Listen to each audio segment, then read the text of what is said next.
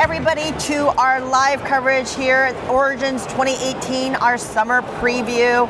I am Suzanne Sheldon, and today I am sitting with, well, we're going to be sitting with a whole bunch of members of the Mayday Games team, but we're starting off with Adam Wise. Hi, Adam. Hi. Welcome, and you are showing off the game you designed. Yes, this is Poetry Slam. So Poetry Slam is a word party game for 3 to 10 players, so it plays big groups. Awesome.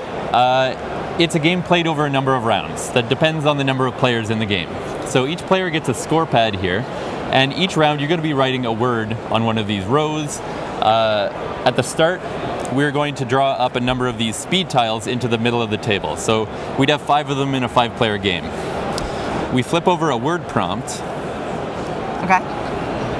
And each player will simultaneously... I'm glad you have long arms. Each player simultaneously writes a word that matches this word prompt. Right. So in this case, has the letter S twice in a row. Oh. So everyone has this behind their screen and writes a word. Okay. As soon as you finish, you grab one of these tiles. So you might take the 5-point tile if you finish first. Other players are all grabbing these. Okay. When everyone has taken a tile, you can immediately take points in these 2 columns for speed and length. So your speed points is the value on the tiles. Right. So I finish first, I grab the 5, I put 5 next to my word. For length, there's a little table here. You get 1 to 4 points based on how long your word is. So if it's 9 plus letters, you get 4 points. 3 or 4 letter word, it's just a point. Okay. After everyone has taken those tiles, we now have a little poetry round. And what happens in the poetry is everyone is coming up with a rhyming couplet that allows people to guess your word without saying your word. So, for example, if my word was glasses with this word prompt, I might say, I wear these on my face and I leave them all over the place. Okay, that's a good one. Whoa, you've played this before. But if you're playing with kids and stuff too, you can remove the rhyming constraint for certain players, make it a little easier. But after a couple rounds, people get into it. It becomes a little more natural. You kind of get into that rhythm. It doesn't need to be Shakespeare. It doesn't need to be perfect. So anyway, if someone guesses my word, glasses, I will get 3 points as the poet. The guesser will get 1 point.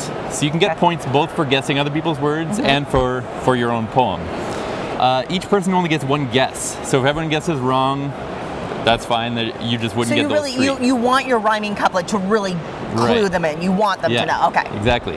And if I'm starting my poem and someone blurts out the answer without me finishing my poem, I only get 2 points instead of 1. Okay. So it incentivizes them to jump in quickly. They only get 1 guess. Gotcha. Okay. You've got that going on. Once everyone's done their poem, everyone at the end of the round flips over their tile. Oh, okay. And this means I'm going to lose a letter each round. By taking a 5-point tile, I'm losing a very valuable letter that I can't use in my words in later rounds. Wow. So it gets harder. Right, yeah. You'll have lost 7 letters if we're playing 8 rounds by the end. So you're not only matching the word prompt, but you have all these... So the rules are essentially kind of evolving as you go, as those letters are disappearing. Yeah. And players who are good at word games come up with a quick word here, are losing more valuable letters, where the guy who got 1 point maybe loses his Z. Okay. Okay, so every player has their own individual each letter player marker has their board. own Gotcha, thing. okay. Yeah. And lastly... Did you call it a Z? Yeah, I'm Canadian. Gotcha. The last thing here is each player we're all beatnik poets. So to show appreciation for each other, we're snapping rather than clapping. Yep. So we have 3 snap tokens, and whenever someone does an impressive poem or a really impressive word or a really good guess, you can snap for them, giving them one of these. And that's worth 1 point for them at the end of the game. I can only give out 1 of these per round, so I can't just throw them out in a single round. Any that I don't give out are worth -1 point to me. So I'm incentivized to give these out when cool things happen. Someone has an awesome poem, you get a few extra snaps from your fellow poets around the table. That's cool. I don't know if I've seen a mechanism like that where you can reward your opponents, and you want to reward them from a points perspective too. That's really fun. Yep. Yeah, it's neat. It plays up to 10 players in a fairly short play time. gets people laughing around the table. And it's all individual play, not team play, right? Right. So everybody has to come up with, so they're all coming up with their own words. What happens if somebody like has the same word? Like they all happen to stumble on the same word? If someone has the same word, the person who first recites a poem, afterwards the next guy would say, oh, I had the same word, and simply take 2 points for poetry. Oh. The person who did it first had the potential for 3. By being slower on the poem, you just take 2. Awesome. Okay. So Poetry Slam word party game published by Mayday Games. When is this available? It's available now at the Origins booth. I think it'll be in stores shortly in the next month or so. Okay, so it'll be available just in your local game store, wherever you. And do you have an idea of how much it costs? At Origins, it's $35. There you go. At Origins, it's $35.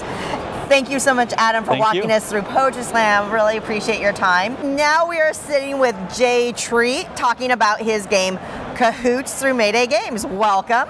Thank you. Hi, Suzanne. Hello. It's nice to have you here next to me. Now, spoiler alert, I have actually played Cahoots because this actually existed as an app before. And now, thanks to Mayday, we're getting to actually play this great little game in physical form. Yeah, so many people played the app and asked for a game that they could play with physical cards with their friends, and now it's here. Awesome. Tell us about Cahoots. Cahoots is a trick-taking card game of shifting partnerships.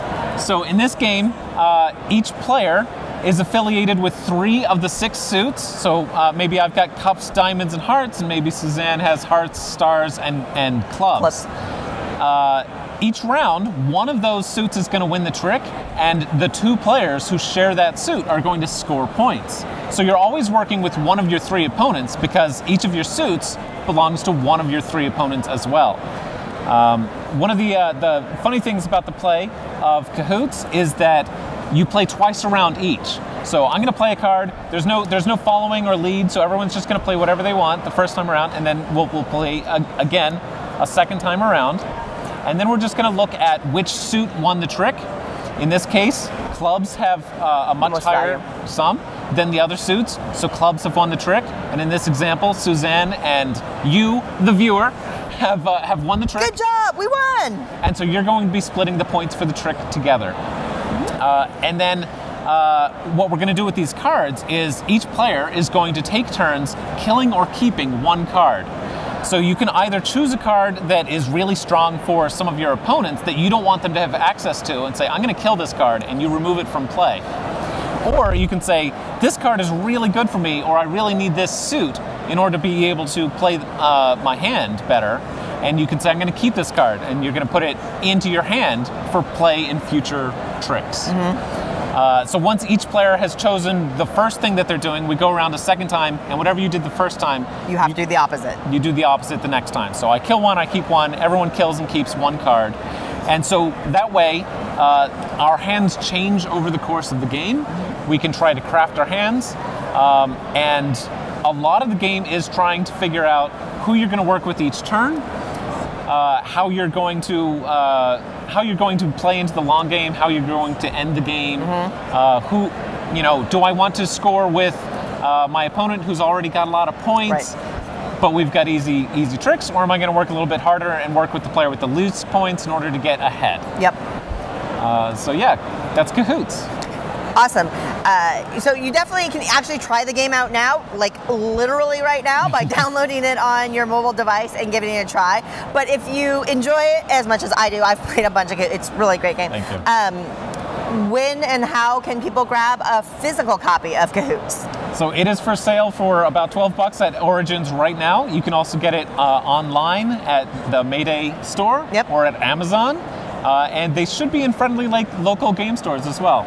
Yeah. So they're available for sale basically right now. Yeah. So if you're a fan of trick-taking games and this kind of evolving partnership where you get then Cahoots is definitely one that you'd want to check out. Yeah. Awesome. Thank you so much, Jay. Really appreciate you coming by and showing off your new physical copy of Cahoots. Thank you, Suzanne. Thanks, everybody. Okay, with the magic of that switcheroo, we now have Ryan Bruns from Mayday Games sitting with us. Hello, Ryan. Hello. And what have you brought to show us today? I've brought to show you Bad Doctor. This is our Gen Con release. Bad Doctor. Bad Doctor.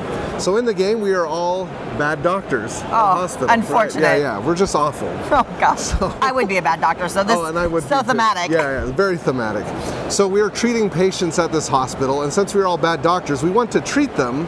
We just don't want them to die on our shift. It's okay if they die on your shift, but maybe not so much Gee, thanks. mine, right? So I'm just doing what I can to treat them and then pass the buck, so to speak. So that I can also treat them Yes, and pass the buck. Pass the buck. So we have our doctor board here, and so what I have is a few patients that are black and white here.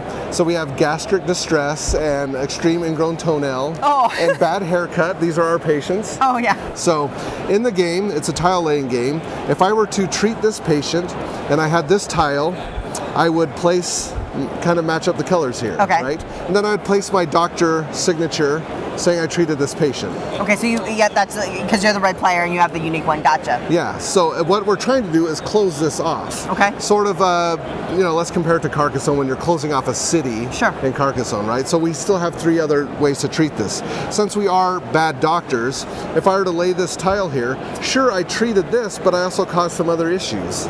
So, right, that needs to be closed off. Right. But if we were to close this off, this doctor would be treated, and everyone that has helped the treatment of that patient would collect these and put them in their score pile. Okay. Once they collect 8 of these tokens in your score pile, you would win. Okay. Now, the interesting part is any patients that didn't get treated that round that still have an X, you give them these complication cubes that go here on their heart spaces. When there's ever a complication cube that needs to be placed on a patient and it does not fit, that's when that patient would pass away. Oh no! Yes. Okay, so I don't want to be the one that has to Yes. put that complication Yeah. cube on. Gotcha. But everybody else that has a treatment tile on it gets points for that. And you do not. And Okay. if you had your tiles out there on that patient, they would get discarded out of the game. So you're actually losing these tokens that would help you win. And so it's very unique artwork. It was done by Bill Holbrook, who was a famous web comic artist in the 90s and 2000s. I was just gonna say that the art style, it's not one you see a lot, but it is very reminiscent of kind of the comics that you used to see in like Mad Magazine and stuff like that. Yeah. It's very evocative of that. So he did all the illustrations for the game, and it's very comical and hilarious. Trying to keep it light and silly. Kind of light and silly, right? So, and I think every time I look at the cover, I notice a new little Easter egg. And he has lots of little Easter egg jokes in all the tiles and things like that. So It's cool. What do you think, like player count wise? 2 to 4. 2 to 4 players. Yep. And what are you kind of feeling from a playtime point of view? We played it a few times last night, about 45 minutes. Okay, so it's relatively quick. It's relatively quick. And there's a lot of subtle nuances in the game you can mess around with. So. Of course. But this will be available at Gen Con. So available at Gen Con, and what's the price point, do you know yet? $35. So $35 for an up to 4 player tile laying game. In which you definitely want to pass the buck. Yes. I want to play this and pass the buck to you every time. I'm going to make sure. You have to sit on whatever side. Yeah, we're awful doctors, truly awful doctors. That's awesome. Well, thank you so much for sharing Bad Doctor with us today, your Gen Con release. Thank you, everybody, for joining us here at Origins 2018 at the Dice Towers coverage of our summer preview. Until next time, have a great day.